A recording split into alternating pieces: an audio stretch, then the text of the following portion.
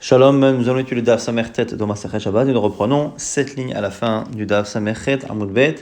On reprend l'argumentation de Mounbaz et de Rabbanan. Donc, je rappelle qu'on avait une marloquette entre Mounbaz et Rabbanan au sujet de la définition de Shogeg, quelque chose qui est fait par inadvertance. Selon Mounbaz, il faut un minimum de conscience, pas forcément au moment des faits, mais au moins avant. C'est-à-dire qu'au départ, il a su quelque chose et après il a oublié. Alors que selon Rabbanan, normalement, quelqu'un qui n'a jamais su, et quand on avait poussé Mounbaz, on avait vu que finalement, même au moment de l'action, il peut y avoir une certaine conscience. C'était comme ça que Rabbi Akiva avait poussé Mounbaz dans ses retranchements. En tout cas, déjà à la base, on pose la question sur l'origine de la marloquette. Maït Amane Mounbaz, quelle est l'origine de la raison de Mounbaz? Irti, c'est marqué Torah Achat Yelachem La'osi Bishgaga. Un premier verset qui parle de l'interdit de l'idolâtrie.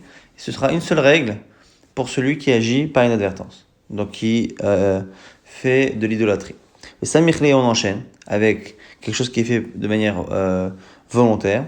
Un effet shachata, c'est bien drama. Et celui qui fait de manière préméditée, volontaire, toujours avodazara. Et Kishogeg le Mézid, on associe l'un à l'autre, puisqu'on a enchaîné l'un après l'autre. Et pour nous dire quoi? Ma Mézid shaitaloïdia, Shogeg shaitaloïdia. De la même manière que dans Mézid, il y a une certaine forme de conscience, pareil dans Shogeg, il faut un minimum de conscience. Et que disent Rabbanan de ces versets-là? Rabbanan aï Torah achat, maï avdel. Que font-ils de l'expression dans le premier verset Torah achat, une seule règle, et de cette juxtaposition des versets? Rabbi Yoshua ben Levi libéré. Il l'utilise pour dire ce que dit Rabbi Yoshua ben Levi à son fils, Torah achat yelachem la'osi bishgaga. C'est marqué Torah achat. C'est marqué juste après avoir parlé d'Avodazara, si par inadvertance vous transgressez une des mitzvot de la Torah, donc là ici on parle de la faute involontaire, mais qui concerne toutes les halachot de la Torah, et entre les deux, on a effectivement parlé du verset de l'Avodazara, donc dans l'ordre, on a l'Avodazara par inadvertance, l'Avodazara de manière volontaire, et après toute la Torah par inadvertance. Le fait d'avoir mis tout ça ensemble, pour nous dire que toute la Torah ressemble à l'Avodazara. Mal à la davar shechavim al zeno karet veshigatu hatat, afkol davar shechavim al zeno karet veshigatu hatat. Pour nous apprendre la règle que de l'Avodazara, quand c'est fait de manière volontaire et qu'il n'y a pas les conditions pour mettre à mort, la personne est karet, du retranchement, et par inadvertance, quand les conditions sont là, ce sera un korban hatat. C'est pareil pour toute la halachot de la Torah, il n'y aura de chiyuv hatat, d'apporter un korban, un sacrifice khatat, quand on l'a fait par inadvertance, que lorsque, de manière volontaire, il y aurait un chiyuv karet. C'est ça que un Rabbanan apprend du verset, alors que lui, Mounbaz, doit apprendre que dans Shogeg, il y a un minimum de conscience. La Gemara pose une question par rapport à ce qui avait été dit dans le Daf d'hier. Dans le Daf d'hier, on avait vu que Rabbi Akiva avait poussé la comparaison entre Shogeg et Mézid de Mounbaz. Il avait poussé jusqu'à ce qui pour lui était de l'absurde, en raisonnant par l'absurde. Il dit, mais si c'est ça, si ça doit se ressembler, il faut que la personne, donc, quand elle est shogeg, elle ait vraiment conscience de ce qu'elle fait et de l'interdit. Et donc, en gros, il lui a dit, merci, c'est ça. Qu'est-ce qu'il y a comme différence entre shogeg et khatat? C'est la question que l'agma pose. Et là, Mounbaz, selon Mounbaz, shgaga bemai, où est l'oubli? Où est la faute? Puisque, selon lui, il est vraiment conscient. Où est l'oubli? Alors, l'agma dit kegon sheshagag bekorban. Selon la logique que Rabbi Akiva a proposée, qui pour lui était absurde, mais qui pour Mounbaz était acceptable, eh bien, on pourrait concevoir, selon Mounbaz, que la personne, elle est consciente de ce qu'elle fait, de l'interdit, simplement elle a oublié que Beshogeg, c'est Chayav Khatat. Le fait qu'il ait oublié ça, c'est suffisant pour que ça s'appelle Shogeg. Les Rabbanan, ils ne sont pas d'accord. Shgad Korban, Loshma, Shgaga. Donc, dans une faute, il y a d'abord l'interdit, ce qu'on appelle le lave, l'interdit. Après, il y a la réparation quand c'est par inadvertance, le shogeg. Et après, il y a la sanction quand c'est fait de manière volontaire. Et donc, en général, c'est karet. Et donc, ce que nous apprend ici Mounbaz, selon lui, c'est qu'un homme peut être conscient que c'est interdit, le lave. Il peut être conscient même que le niveau de gravité, c'est karet, parce que le niveau de gravité, en général, on le jauge en fonction de la sanction quand on a fait de manière volontaire. Et le simple fait qu'il ait oublié ce qu'il arrive à un homme qui fait ça par inadvertance, donc le korban, ça suffit pour que ça s'appelle shogeg et qu'ils doivent lui-même apporter un korban khatat, mais Rabbanan évidemment ne sont pas d'accord. Maintenant, selon Rabbanan, qui pense qu'il faut plus que cet oubli-là, la Gemara va se poser la question. Est-ce que il faut oublier la sanction, karet, donc la gravité, ou est-ce qu'il faut oublier même que c'est assaut? Ça va être ça la marloquette entre Rabbi Yochanan et Resh Lakish. Et Rabbanan, shogeg memai, c'est quoi la définition de shogeg du coup pour Rabbanan? Rabbi Yochanan amar kevash shagag bekaret, afalpi she'ezid belav. Selon Rabbi Yochanan, il suffit que la personne oublie le degré de gravité, c'est-à-dire qu'il oublie que la sanction c'est karet, même si finalement il est totalement conscient que ça reste interdit par la Torah. Resh Lakish amar ashejog belav bekaret. Selon Rabbi Resh Lakish, il dit non, quelqu'un qui sait que c'est interdit, il a simplement oublié que c'est karet, pour moi c'est pas un shogeg. Amar Rava, Rava explique la marloquette. Maïta amad Rabbi Shimon ben Lakish, quelle est la raison de Resh Lakish? Amar Cha'ashel asena ve Hashem, lui c'est une dracha. Au sujet de la personne qui faute par inadvertance, c'est marqué quelqu'un qui par inadvertance fait quelque chose à Shaloter Asena qui ne devrait pas être fait, ve Hashem, et il est fautif. Le fait d'avoir dit Shaloter Asena, ve Hashem, la répétition, c'est pour dire qu'il a fait quelque chose, il a oublié à la fois la gravité et à la fois l'interdiction. Acheshgog belav vekaret sheba. Ah, vers Rabbi Yochanan. Rabbi Yochanan, comment apprend-il autre chose de ce verset? Aïkra de Rabbi Shimon ben Lakish, avait des confettis de ce verset. Eh ben, il est l'air d'Etania. Il l'utilise comme la variété suivante.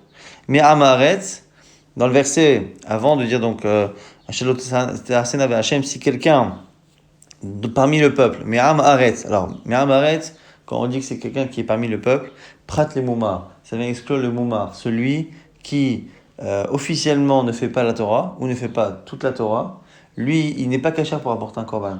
Donc déjà, lui, il n'apportera pas le korban, même s'il faute par inadvertance. Et après la suite, Rabbi Shimon ben Lazar, c'est ça qui nous intéresse, et c'est là-dessus que Rabbi Yochanan devrait s'aligner. Rabbi Shimon, Amalo Ashalote Asena ve Hashem, Hashem midaato, mevi korban, ashgato, Hashem midaato, midiato, et non mevi korban ashgato. On apprendrait de ce verset-là que pour qu'une personne apporte un korban khatat après avoir oublié que c'est interdit ou oublié, encore une fois selon chaque avis, ce qu'on est censé oublier ou oublier donc karet selon Rabbi Yochanan, eh bien il faut qu'entre-temps il se rappelle de la chose. Si la personne est encore dans son oubli, eh bien elle ne peut pas apporter un korban khatat. Il faut absolument prendre conscience de l'oubli qu'il y a eu au moment de l'action. Donc en tout cas on a expliqué la raison pour laquelle on a marqué dans Rabbi Yochanan. Donc finalement par rapport à la définition de shogeg, on en a trois. On a Moonbaz, et dans la Shitat Chachamim, on a deux versions, celle de Rabbi Yochanan et celle de Resh Lakish. Selon Moonbaz, il suffit d'oublier, donc on peut se rappeler que c'est interdit. On peut se rappeler que c'est interdit de niveau karet. Il suffit d'oublier que par inadvertance on devra apporter un korban pour dire que cette personne-là est béshogeg. Selon Rabbi Yochanan, non. Il faut au moins oublier la gravité, karet. Mais si on se rappelle quand même que c'est interdit, ça s'appelle shogeg parce qu'il a oublié que c'était karet. Selon Resh Lakish, pas du tout. Il faut vraiment ne pas être conscient même de la gravité, de l'interdiction de la chose. Si on a notion de l'interdiction, ça ne s'appelle pas un shogeg. On va essayer maintenant de prendre la Mishnah et de voir si la lecture de la Mishnah peut nous permettre de résoudre la question qui a raison entre Rabbi Yochanan et Resh Lakish. Là, dans la Mishnah, on a vu Avot Melachot Arbim Chasa Achat. Les Avot Melachot de Shabbat, il y en a 39. La Vinan Ba, et là-dessus on objecte.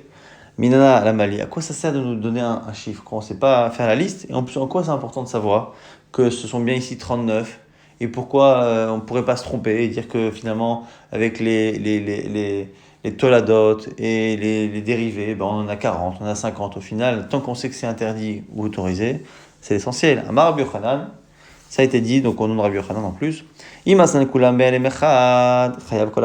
pour nous apprendre que si ces mélachot-là ont été faites pendant un seul oubli, on est chayav sur chacun de ces avot. Et donc c'est intéressant que s'il a fait plusieurs actions avec des avot et des toladot, il n'apportera que 39 s'il a tout fait. Mais pas plus et pas moins. Donc echimishkachatla, bezadon shabbat, veshigegat melachot. Et pour expliquer le contexte de cette Mishnah et de cette lecture-là, il faut dire que la personne a conscience du Shabbat, mais n'a pas conscience de l'interdit, enfin des Melachot. Il a conscience du Shabbat, donc il sait que c'est Shabbat, et il sait ce que c'est Shabbat à peu près, mais il ne sait pas ce que c'est, enfin il n'est pas au courant il est shogeg par rapport au melachot. Et justement, c'est là que va rentrer le problème de Rabbi Yochanan et de Resh Lakish. Pourquoi? Parce que selon Resh Lakish, quand on parle de shogeg, c'est quelqu'un qui oublie complètement. Il faut qu'il oublie même l'interdit. Il ne doit pas simplement oublier le korban, pas simplement oublier la sanction de karet, mais même oublier que c'est interdit. Selon Resh Lakish, et c'est la question de la Gemara qui va arriver, si la personne, pour qu'elle soit shogeg, il faut qu'elle ait tout oublié. Mais si la personne a oublié tout des melachot, elle a oublié tout de toutes les melachot, comment tu peux expliquer que par ailleurs, il est mézi, donc il est conscient par rapport au Shabbat? Quelle est la conscience qui lui reste de Shabbat s'il a oublié tout de toutes les melachot? Ça, c'est un problème. Selon Rabbi Yochanan, je peux comprendre, puisque pour lui, shogeg, ça peut être que par rapport à la sanction et pas par rapport à l'interdit. Je peux comprendre. En quoi il est conscient du Shabbat? C'est qu'il se rappelle que toutes ces melachot-là sont interdites, mais comme il a oublié la sanction, on peut dire qu'il est conscient du Shabbat parce qu'il est conscient des interdits, mais il n'est pas conscient des melachot parce qu'il a oublié les sanctions des melachot. Et donc, du coup, on peut comprendre. Et là, les Resh Lakish, Amarachish Gog Belav ou Bekaret, il y a dans les Shabbat Memai. Alors que selon Resh Lakish, pour être shogeg dans les melachot, il faut avoir tout oublié jusqu'à même l'interdiction. Mais que reste-t-il de sa conscience du Shabbat? Alors la Gemara, elle dit De'eda betrumin, elle va de Rabbi Akiva. Ça, c'est la réponse au Joker dans Masechet Shabbat. Quand on ne trouve pas de melachot et qu'on veut trouver un interdit, on dit c'est techum, trumin, selon Rabbi Akiva. Il y a une sur trumin, c'est l'interdit de traverser le troum, c'est-à-dire cette périphérie de 2000 amot, de 1000 mètres qu'il y a autour d'une ville. Alors, selon beaucoup d'avis, c'est interdit midarabanan, mais selon un avis, Rabbi Akiva, c'est interdit minatora.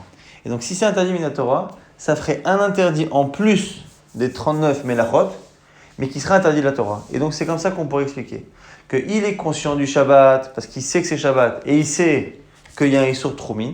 C'est ce Issour-là qui fait qu'il a encore une conscience du Shabbat. Mais par contre, par rapport aux 39 travaux, il est comme Resh Lakish, complètement shogeg, c'est-à-dire qu'il a même oublié que c'était assaut. C'est comme ça qu'on peut trouver une conscience du Shabbat, malgré le fait qu'il ait perdu complètement la conscience de l'interdiction même des 39 travaux, puisqu'on a trouvé finalement un 40e interdit, qui est celui de traverser les Troumim. Maintenant, on dit Man Tana, les Hadzeno Rabbanan, qui est le Tana de la Braïta suivante.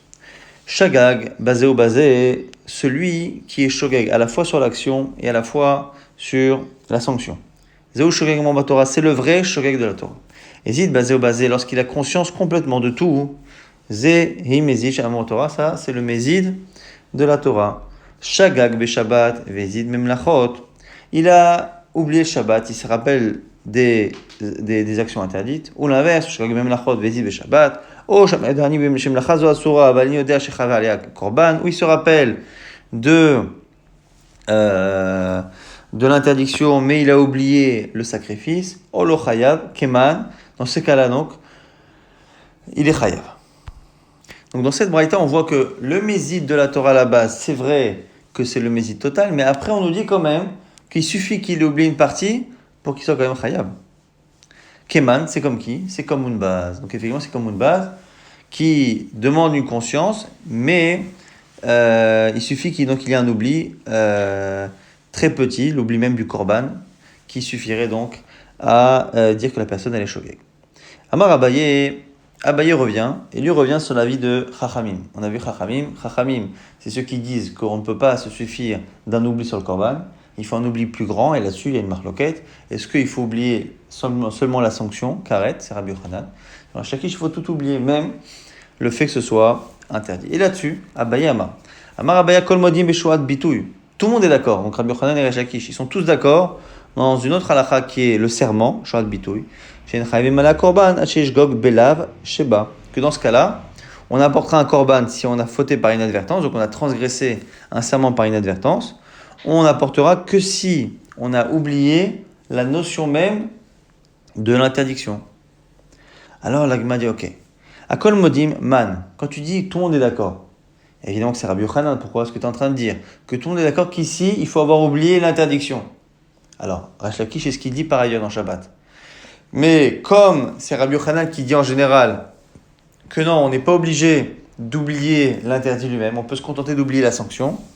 Quand tu dis tout le monde est d'accord, c'est même Rabbi Yochanan ici serait d'accord qu'il faut oublier l'interdiction même. L'Agma dit mais c'est évident, Pshita, pourquoi? Parce qu'il n'y a pas de carrette là-bas. Il n'y a pas de carrette. Donc quand il y a carrette, je peux comprendre que Rabbi Yochanan dit voilà, comme il y a une sanction de carrette, il suffit d'oublier cela pour être shogeg sans avoir même oublié l'interdit. Mais quand il n'y a pas de carrette, eh bien c'est normal, il faut bien qu'il oublie quelque chose pour être shogeg.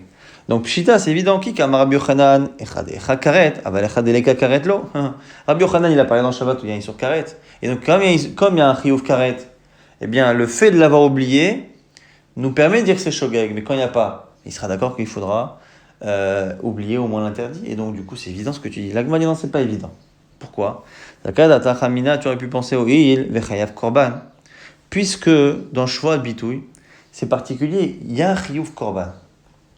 On doit apporter un korban par inadvertance, alors que de manière volontaire, il n'y a pas de chiyuv karet. Et nous, on l'a vu il y a quelques lignes, que normalement, et là ici c'est une exception, normalement, on ne peut apporter un korban par inadvertance que si de manière volontaire, on aurait été chayav karet. Et donc, comme Shvoat Bitouy, c'est particulier en cela, c'est un chidouche.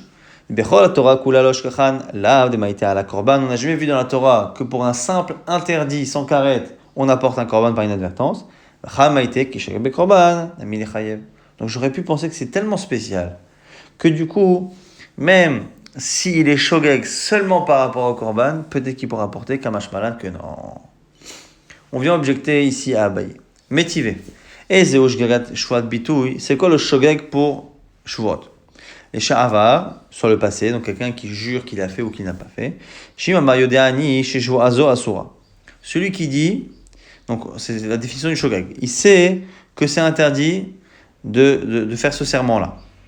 Aval eni yodea im chavim alea korban. Mais je ne sais pas si c'est chayav korban olo chayav. Donc on voudrait utiliser ça comme objection à Abaye. La Gemara dit mais non, Amani Mounbaz, là-bas c'est Mounbaz. C'est Mounbaz qui même dans Shabbat dit qu'il suffit du korban et là aussi ça suffit du korban. Donc ça n'a rien à voir avec Abaye. Abaye il a parlé selon Chachamim. Selon Chachamim, il suffit, il faudrait être obligatoirement shogeg sur le lave. Autre version ici qui est entre parenthèses, donc certains tiennent cette gersa, d'autres ne tiennent pas. Certains donc ont une autre version, les Shnach Harina, Mané, Ilema, cette fameuse braïta qu'on a rapportée, Ilema, si tu veux que c'est Mounbaz, Pshita, c'est évident que Mounbaz serait d'accord avec cela. Pourquoi? Ashta de Torah de la Chidushu, déjà dans la Torah en général, où c'est clair, il y a karet, il y a korban. Là-bas, Amash Gad Korban, Shmash Gaga, il a dit que le fait d'oublier le korban, c'est un shogeg. Chade Chidushu, le kol sheken, a fortiori. Ici, donc forcément que cette braïta, c'est pas Mounbaz, c'est Chachamim. Et selon Chachamim, on voit qu'il suffit d'oublier le korban pour être shogeg dans l'interdit du serment, alors que lui, il a dit qu'il faut oublier le lave. Mais Tiufta de Abaye, Tiufta, et donc dans cette version-là, cette braïta-là ne serait pas selon Mounbaz, mais selon Chachamim, et ce serait donc une objection validée contre Abaye. Véamar Abaye, autre phrase similaire d'Abaye, à Kol Modim, tout le monde est d'accord, Betrouma, dans le histoire de Trouma, donc on n'a pas le droit de consommer la Trouma, et si on consomme par inadvertance, il faudra rembourser la Trouma et rajouter en plus un pourcentage qu'on appelle Chomesh, un cinquième. À Kol Modim Betrouma, Shen Chavim Malea, Chomesh. Tout le monde est d'accord qu'on doit apporter un chomesh. Achishgog belav sheba. On doit apporter un cinquième que si on est shogeg par rapport à l'interdiction même. Pas que par rapport à la sanction, par rapport à l'interdit lui-même. Alors là, encore une fois, kol modim, c'est quoi? Tout le monde est d'accord. C'est Rabbi Yochanan. Mais c'est pshita, c'est évident. Pourquoi? Kem Rabbi Yochanan echadeka karet, echadeleka karet. Lo, pareil. On propose de dire que mais c'est évident. Parce que c'est quand il y a un chiyuv karet, que Rabbi Yochanan dit que le fait d'oublier cette partie-là suffit à être shogeg. Mais quand il n'y a pas de Isur Karet, il faut bien qu'il oublie quelque chose d'important. Et ce quelque chose d'important, a priori, c'est le lave, ce fait que soit interdit.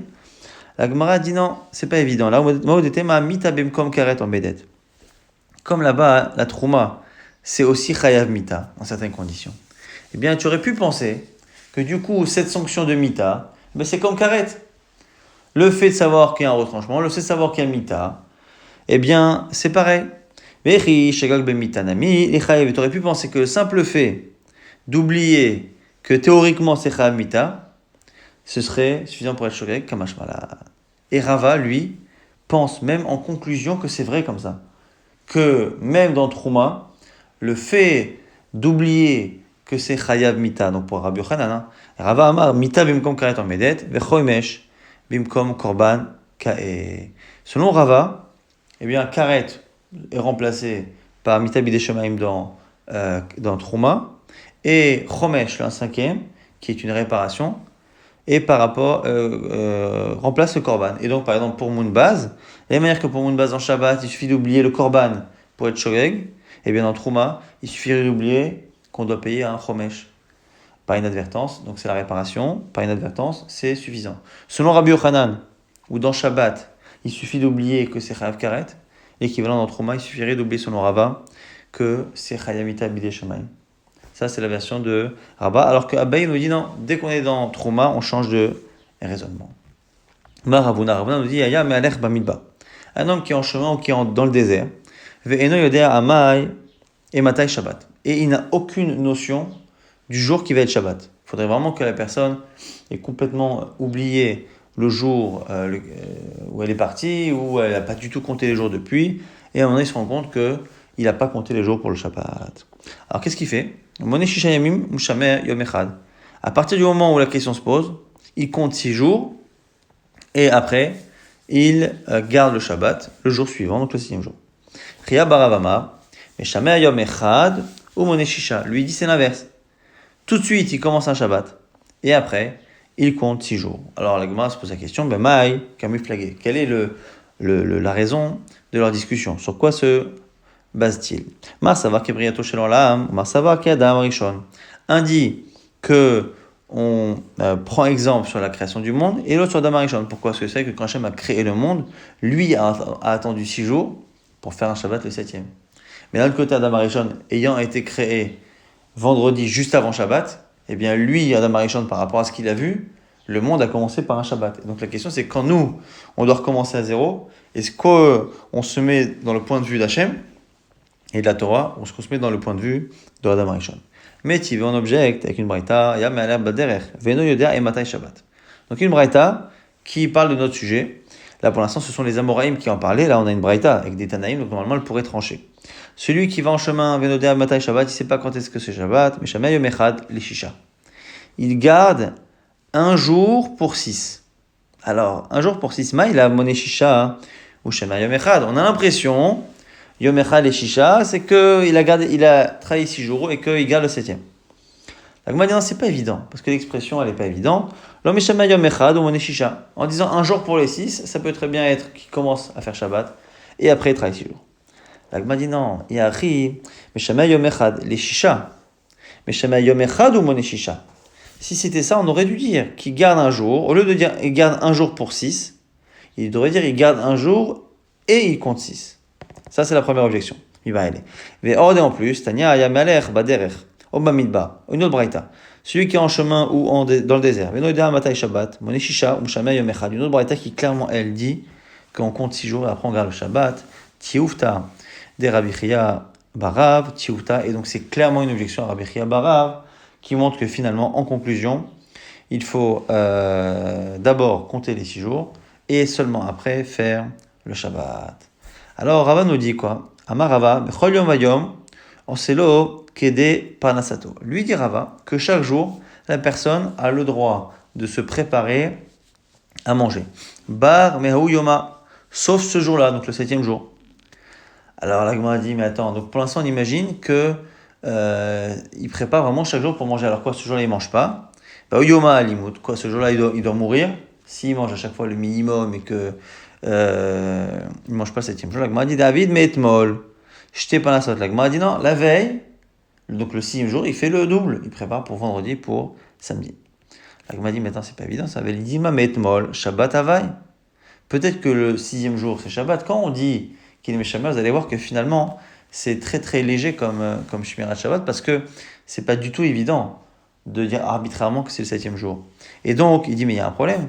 C'est que si le 6e jour il fait, il va peut-être préparer, alors qu'en réalité, c'est peut-être un jour de Shabbat. Et donc, en fait, l'autorisation de préparer à manger, elle est à chaque fois Mishum Pikor Nefesh pour sauver sa vie. Et donc, c'est toujours le strict minimum pour le jour même, pas pour le lendemain. Va et là, kol yom vayom oselo parnasato. Chaque jour, il fait le minimum, même Shabbat. Afilu yoma. Comme ça, on corrige ce qu'a dit Rava. Et donc finalement, de cette manière-là, on sait qu'il va préparer à manger pendant Shabbat, mais au moins s'il a fait pendant Shabbat, c'est pour survivre. Parce que il n'a pas de quoi manger le jour même et qu'il faut bien qu'il mange.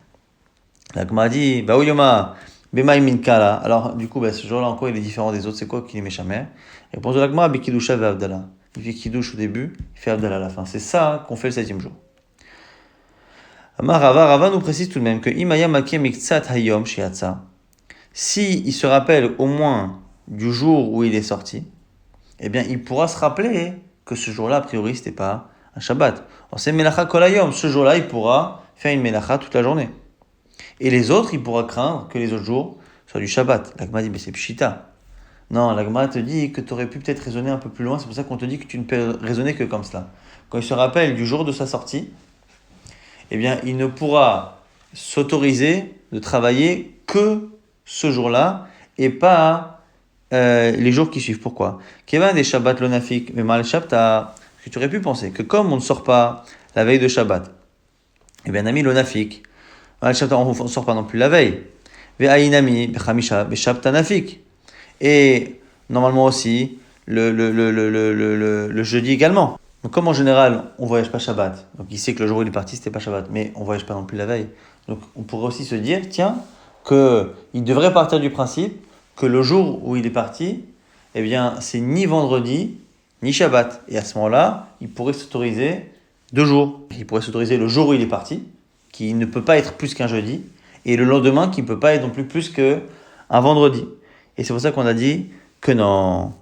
Les Mavad Melacha Triyomé, il pourrait faire la Melacha 2 jours. Kamashma, ça vient t'apprendre Zimni des Mishkach Sharata ou Mikre Benafik. Parce que parfois, on peut trouver un bateau qui est très rapide pour faire une petite distance et voyager donc un vendredi. Et donc, comme parfois on peut voyager un vendredi, il ne peut même pas, avec certitude, partir du principe qu'il est parti avant un jeudi, donc s'autoriser 2 jours, donc un seul jour. C'est comme ça qu'on finit par comprendre les paroles de Rabbah. À Yoda et Kar Shabbat, on avait vu dans la Mishnah qu'on faisait la distinction entre celui qui a fait plusieurs melachot, plusieurs Shabbatot et qui parfois est chayav d'un seul korban et celui qui est chayav pour chaque Shabbat. Donc on avait dit celui qui a oublié le principe même du Shabbat, il apportera un seul korban sur tous les Shabbatot. Celui qui se rappelle du Shabbat mais qui a un oubli par rapport au melachot, il apportera pour chaque Shabbat. Alors, Menan et Milé, d'où on connaît cette distinction-là qui fait que parfois c'est plusieurs korban et parfois c'est un seul. Amar Rava Barava, on va rapporter 2 versets. Et vous allez voir qu'on a 2 manières de les lire, mais en tout cas on arrive à la même conclusion. Très, Kraek, Tive, il y a 2 versets qui sont légèrement contradictoires. Veshameru Bnei Israël et Shabbat, les Bnei Israël garderont le Shabbat, Shabbat au singulier. Au Ktiv, c'est marqué par ailleurs, et Shabbetota et Ishmoru. Mais Shabbat, vous garderez. Donc une fois Shabbat est marqué au singulier, une fois au pluriel. Haketzad. Pourquoi parler du singulier une fois et au pluriel? Ils garderont le Shabbat. Pour lui, ça veut dire que il peut y avoir une shmira, donc une mitzvah, d'une certaine manière, de garder Shabbat, une mitzvah qui est unique pour plusieurs Shabbatot. Et c'est pour ça que le Shabbat est au singulier, pour nous dire que la shmira, la mitzvah de garder Shabbat et l'interdiction de transgresser peut être unique sur beaucoup de Shabbatot. Et donc c'est le cas où on apportera un seul korban. Ve'et shabbetotai tishmoru, et vous garderez mes Shabbats. Shmira achat, lechol Shabbat des Shabbat. Comme c'est marqué au pluriel pour les Shabbats, c'est que chaque Shabbat a sa shmira particulière. Ça, c'est le fait de dire que quand les Shabbatot sont au singulier ou au pluriel, ça vient nous dire que la shmira, la mitzvah, est au singulier ou au pluriel. Parce qu'il Rav Nachman bar Yitzchak, Rav Nachman bar Yitzchak dit qu'au contraire. Il dit les versets sont bien choisis, mais la logique, elle devrait être inverse. Adraba, au contraire, Pramistabra, c'est l'inverse qui est logique. Mais Shamon Israël Shabbat, en disant les Bnei Israël garderont le Shabbat, ça vient nous dire justement que chaque Shabbat est particulier. Shmira Achad Echol Shabbat. Comme chaque Shabbat est une mitzvah de garder ce Shabbat, eh bien, si la personne a fauté pendant 10 Shabbatot, eh bien, il apportera 10 korbanot. Mais en disant Ve'et Shabbetotai Tishmoru, mes Shabbats, vous garderez, là, on a l'impression effectivement qu'il y a une mitzvah unique pour plusieurs Shabbatot, Shmira Achad et Shabbatot Arbe. Donc, c'est la même conclusion, mais avec 2 manières opposées de déduire les versets.